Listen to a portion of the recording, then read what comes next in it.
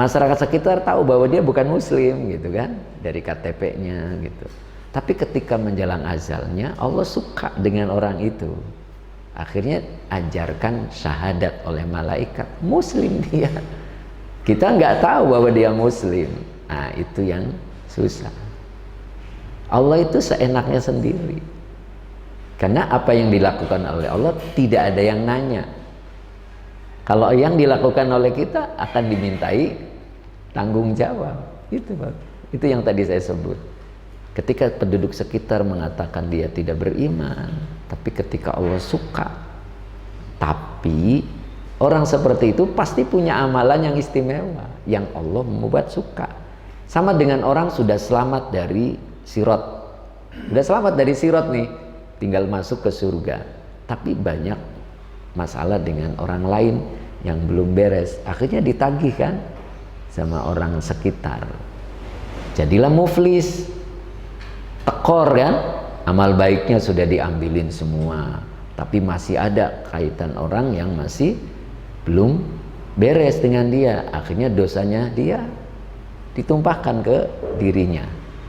Tapi Allah melihat ada satu cahaya amalan baik dia, itu amalan baik dia yang Allah suka.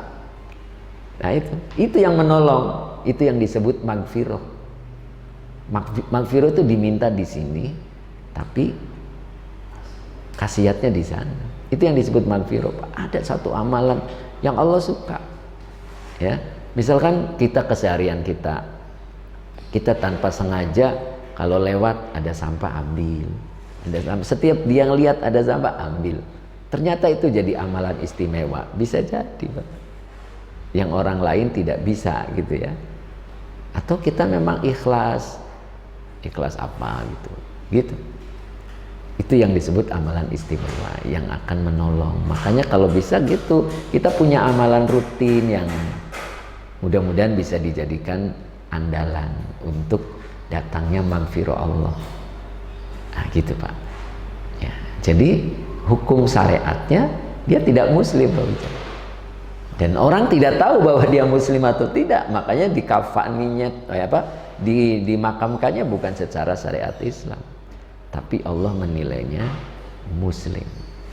Atau sebaliknya, sepertinya beriman muslim dari segi pakaian, dari segi penampilan, dari segi bicara, tapi ada amalan buruk yang Allah nggak suka gitu. Kemudian menjelang kematiannya dia tergoda oleh setan. Kan kalau kita mau nazak, datangkan setan menawarkan sesuatu. Nah, akhirnya dia mau dengan tawaran setan, kafirlah dia. Penduduk sekitar mengatakan mukmin, muslim, tapi Allah nilai dia kafir. Gitu. Itu yang disebut su'ul khotimah. Dulu ada ulama besar yang begitu ya. Pernah dengar? Siapa namanya? Barsiso ya. Itu menjelang akhirnya dia kufur itu. Kufur. Nah, seperti itu.